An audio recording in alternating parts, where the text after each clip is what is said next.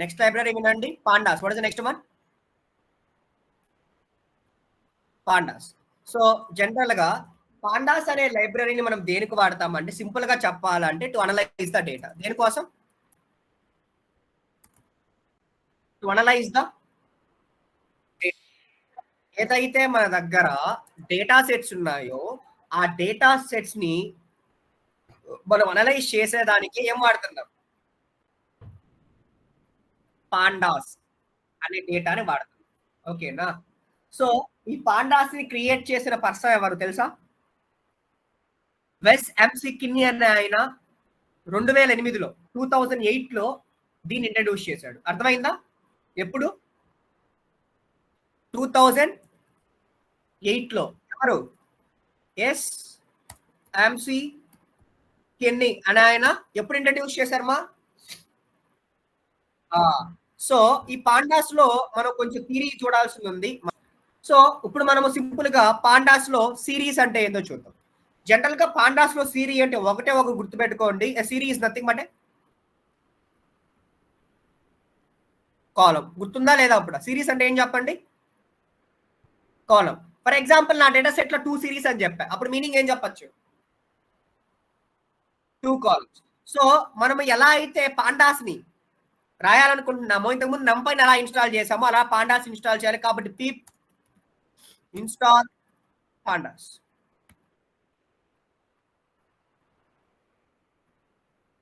ఒక్క సెకండ్.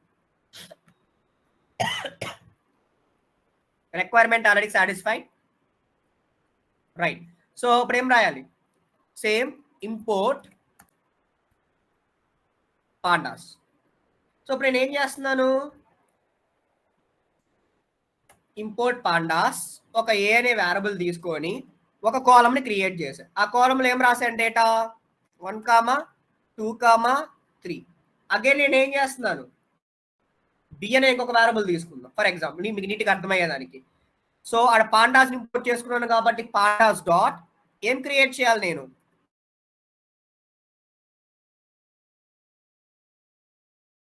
దేన్ని ప్రింట్ చేయాలి? బి. బి వాల్యూ కదా, ఆటోమేటిక్ గా నాకు చూడండి కాలం వచ్చిందా? ఆ కాలం కి ఇదేంది? ఇండెక్స్ పొజిషన్ అంటాం. 0, 1, 2 ఏమంటాం?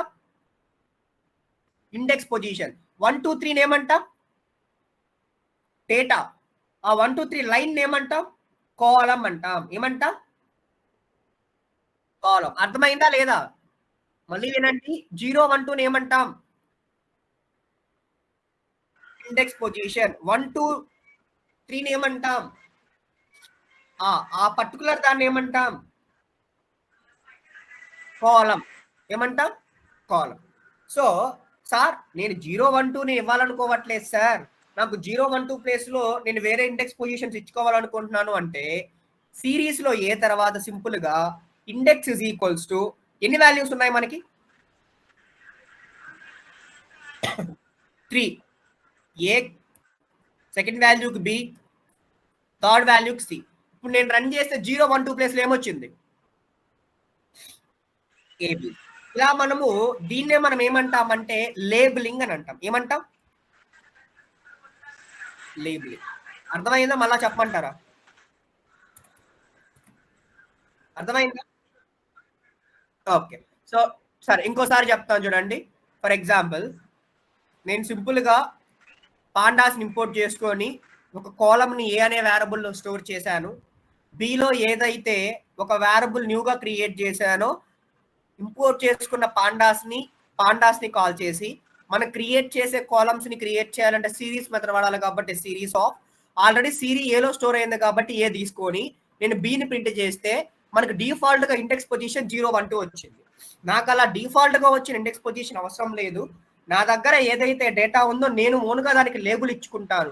అది XYZ అయి ఉండొచ్చు, ABC అయి ఉండొచ్చు, 1, 2, 3 అయి ఉండొచ్చు, ఫుడ్స్ పేర్లు అయి ఉండొచ్చు, స్కోర్ అయి ఉండొచ్చు. ఏదైనా లేబులింగ్ ఇవ్వాలి అన్నప్పుడు సింపుల్ గా మనము సిరీస్ లో ఇండెక్స్ ఈక్వల్ టు అని రాసి 1 కి ఏ ఇండెక్స్ పొజిషన్, 2 కి బి, 3 కి సి అని ఇచ్చి రన్ చేస్తే ఇలా 0, 1, 2 ప్లేస్ లో ఏబిసి అవుట్పుట్ వస్తుంది. క్లియర్ నానా? పాపా అర్థమైంది? ఓకే. నెక్స్ట్ ఇది కంప్లీట్ చేయండి. We will move for the next one. Next one మనం ఒక డేటా ఫ్రేమ్ని క్రియేట్ చేస్తున్నాం. ఏంటది? Data frame. సింపుల్గా నేను యాజ్ యూజువల్గా ఇంపోర్ట్ పాండాస్, దానికి బదులుగా వేరే పేరు తీసుకోవాలంటే యాజ్ కీబోర్డ్ వాడతాం. ఫర్ ఎగ్జాంపుల్ పీడీ అని తీసుకోవచ్చు. అంటే ప్రతిసారి పాండాస్ పాండాస్ అని రాయకుండా యాజ్ అనే కీవర్డ్ మనకి అలియాస్గా వర్క్ అవుతుంది, పీడీ రాసుకోవచ్చు. సో నేను డేటా ఫ్రేమ్ క్రియేట్ చేస్తున్నాను, డేటా అనే వేరియబుల్ తీసుకున్నాను. డేటా ఫ్రేమ్ మన కర్లీ బ్రేసెస్ లో రిప్రజెంట్ చేయాలి. ఫర్ ఎగ్జాంపుల్ ఫస్ట్ నాకు ర్యాంక్ అనే కాలం కావాలి కాబట్టి కాలం పేరు ఏం తీసుకున్నాను? ర్యాంకు. ఆ ర్యాంక్ లో నేను first rank, second rank, third rank అని చెప్పేసి ఇచ్చాను. సో కాలంకి కామన్ ఆపరేటర్ స్ప్లిట్ చేస్తాం. సెకండ్ కాలం వచ్చి నాకు స్కోర్ కావాలి, again colon operator, again data ఇవ్వాలి కాబట్టి వాళ్ళకి వచ్చి 200, సెకండ్ పర్సన్కి వచ్చి 100, థర్డ్ ర్యాంక్ వచ్చి 50. ఇప్పుడు టోటల్ గా మనం క్రియేట్ చేసిన దాన్ని ఏమంటామంటే డేటా ఫ్రేమ్ అంటాం. ఏమంటాం? అంటే ఏదైతే ఇప్పుడు మన డేటా ఫ్రేమ్ లోకి మార్చాలి కదా, కాబట్టి నేను సింపుల్ గా data frame is equals to PD dot, ఇందాక సిరీస్ ఎలా రాసామో ఇప్పుడు డేటా ఫ్రేమ్ అలా రాస్తున్నాం. డేటా ఫ్రేమ్ ఆఫ్ టోటల్ గా దేంట్లో ఉంది డేటా? డేటా అనే వేరియబుల్. ఎప్పుడైతే మనము ప్రింట్ ఆఫ్ డిఎఫ్ అని కాల్ చేసామో మనకు ఒక డేటా ఫ్రేమ్ లో కాలమ్స్, దాంట్లో డేటా లాగా వచ్చి ఉంటుంది. చూసారా? అర్థమైందా? అర్థం కాలేదా? సో మనం ఒక డేటా ఫ్రేమ్ ని క్రియేట్ చేయాలి అంటే యాజ్ యూజువల్ గా పాండాస్ ఇంపోర్ట్ చేసుకున్నాం. ఆ తర్వాత ఒక డిక్షనరీ లాగా క్రియేట్ చేసి దాంట్లో మనకి ఏవైతే కాలమ్స్ కావాలో దాన్ని డబుల్ కోట్స్ లో తీసుకున్నాం. ఏవైతే ఆ కాలమ్స్ లో డేటా ఇన్సెట్ అవ్వాలో అరే రూపంలో తీసుకున్నాం. ఇప్పుడు దాన్ని డేటా ఫ్రేమ్ గా మార్చాలి కాబట్టి అది పాండాస్ లో ఉన్న వన్ ఆఫ్ ద మెథడ్ కాబట్టి పీడీ డాట్ డేటా ఫ్రేమ్ అన్నాం. ఆటోమేటిక్ గా మనకి డేటా ఫ్రేమ్ లా క్రియేట్ అయింది. ఓకే, కానీ ఇది రాయేసేయండి. ఇప్పుడు మనము సిఎస్వి కామా సపరేటెడ్ వాల్యూ అనే ఒక షీట్ ని ఇంపోర్ట్ చేసుకొని ఆపరేషన్స్ ని పర్ఫామ్ చేద్దాం. Make it fast. Okay, so మనము పాండాస్ లో 2 ఫైల్స్ ని మనము లోడ్ చేయొచ్చు. ఒకటి ఎక్సెల్ ఫైల్స్, రెండు సిఎస్వి ఫైల్స్. సో జనరల్ గా సిఎస్వి అంటే మీనింగ్ ఏంటంటే కామా సపరేటెడ్ వాల్యూస్ అని అంటాం. ఓకే, సో మనం ఒక ఎక్సెల్ లో ఉన్న సిఎస్వి ఫైల్ ఇంపోర్ట్ చేసుకోవాలంటే గూగుల్ కొలాబ్ లో దానికి ఏం రాయాలంటే ఫ్రమ్ google.colab ఇంపోర్ట్ ఫైల్స్ అనే రాయాలి. ఎప్పుడైతే మనము ఫ్రమ్ google.colab ఇంపోర్ట్ ఫైల్స్ అని గూగుల్ కొలాబ్ లో రాస్తామో అప్పుడు పర్మిషన్ ఇస్తున్నట్టు ఫైల్స్ ని మనం ఇంపోర్ట్ చేసుకునేదానికి. ఆ తర్వాత మనము ఆపరేషన్ పాండాస్ పైన చేస్తున్నాం కాబట్టి అది కూడా ఇంక్లూడ్ చేసేసుకున్నాం. ఇంపోర్ట్ తెలుసు చెప్పండి, import pandas as PD. So ఇప్పుడు మనం ఫైల్స్ ని అప్లోడ్ చేయాలి కాబట్టి అప్లోడెడ్ అనే ఒక వేరియబుల్ ని క్రియేట్ చేశాను. ఈజ్ ఈక్వల్స్ టు మనం ఫైల్స్ ని అప్లోడ్ చేయాలి కాబట్టి ఇంపోర్ట్ ఫైల్స్ కదా, కాబట్టి files dot A method upload చేయాలి? అప్లోడ్ అనే మెథడ్ వాడుతున్నాం. అర్థమైందా ఇక్కడ దాకా? ఆ తర్వాత ఏం చేయాలా నాన్న?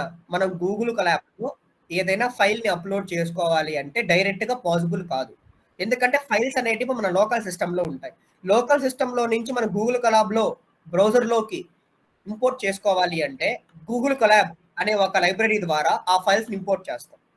కాబట్టి అప్లోడ్ అనే వేరియబుల్ ని క్రియేట్ చేసి ఇంపోర్ట్ చేసుకున్న ఫైల్స్ నుంచి అప్లోడ్ మెథడ్ ద్వారా మనం ఫైల్స్ ని అప్లోడ్ చేసుకుంటాం. ఇక్కడ దాకా ఓకేనా? ఇప్పుడు అప్లోడ్ అయిన ఫైల్ ని రీడ్ చేయాలి కాబట్టి DF is equals to pandas PD read CSV అంటాం. దాన్ని ఏమంటాం? Read CSV. ఇక్కడ ఐటరేషన్ జరుగుతుంది. సో ఒక్కొక్కటి మనకి నెక్స్ట్ ఒకదాని తర్వాత ఒకటి ఐటర్ అవ్వాలి కాబట్టి నెక్స్ట్ మెథడ్ వాడతాము. అక్కడ మనకి డేటా దేంట్లో ఉంది? వేరియబుల్ అప్లోడెడ్ కాబట్టి అప్లోడెడ్ రాశాను. ఎప్పుడైతే నేను డిఎఫ్ ని కాల్ చేస్తానో నేను రన్ చేసినప్పుడు నన్ను ఏమడిగింది? అదే చూస్ చూస్ ఫైల్. నేను క్లిక్ చేశాను. ఆల్రెడీ నా డౌన్లోడ్స్ లో సేల్స్.csv అనే ఒక సిఎస్వి ఫైల్ ఉంది. నేను ఆల్రెడీ క్రియేట్ చేసి పెట్టున్నాను. 100% అప్లోడ్ అయిందా? అప్లోడ్ అయ్యాక నేను డిఎఫ్ అని కాల్ చేశాను కాబట్టి చూడండి టోటల్ గా ఏమున్నాయి, ఎన్ని రోస్ ఉన్నాయి? 1, ఎన్ని ఉన్నాయి? 5 ఉన్నాయా? కావాలంటే నేను క్రియేట్ చేసిన ఎక్సెల్ కూడా మీకు చూపిస్తా చూడండి. అంటే పెద్ద ఎక్సెల్ కూడా నేను లోడ్ చేయొచ్చు, కానీ మీకు అర్థం కాదు కదా, బిగినర్సే కదా. సో అందుకని నేనే క్రియేట్ చేసి పెట్టాను ఎక్సెల్ నిన్న. సో ఇదే నా ఎక్సెల్. అర్థమైందా? చూసారా? కనబడుతుందా? కనిపిస్తుందా లేదా? ఓకే, సో సింపుల్ గా మీరు కూడా ఏం చేయొచ్చు, ఎక్సెల్ ఓపెన్ చేసుకొని ఇలా ఒక ఎక్సెల్ షీట్ ని క్రియేట్ చేసుకొని దాన్ని ఇంపోర్ట్ చేసుకోవచ్చు. అంటే మీరు బిగినర్ గా ఉన్నప్పుడు large amount of data set ని గూగుల్లోకి వెళ్ళి చేయొచ్చు. యూ మైట్ బి కన్ఫ్యూజ్, ఎందుకంటే మనం లోకల్ గా క్రియేట్ చేసుకొని ఆపరేషన్స్ అన్ని దాని మీద పర్ఫామ్ చేసి ప్రతి ఆపరేషన్ మనం అర్థం చేసుకోగలిగి అప్పుడు పెద్ద డేటా సెట్ తీసుకో, దుమ్ము లేపుతావు. స్టార్టింగ్ ఎవడో చెప్పాడని చెప్పి పెద్ద డేటా సెట్ తీసుకొని ఆపరేషన్స్ పర్ఫామ్ చేసావు అనుకో, కొన్ని అర్థం అవుతాయి, కొన్ని అర్థం కావు, అప్పుడు క్లారిటీ మిస్ అయిపోద్ది. అవునా కాదా? నేను చెప్పింది నిజమా అబద్ధమా?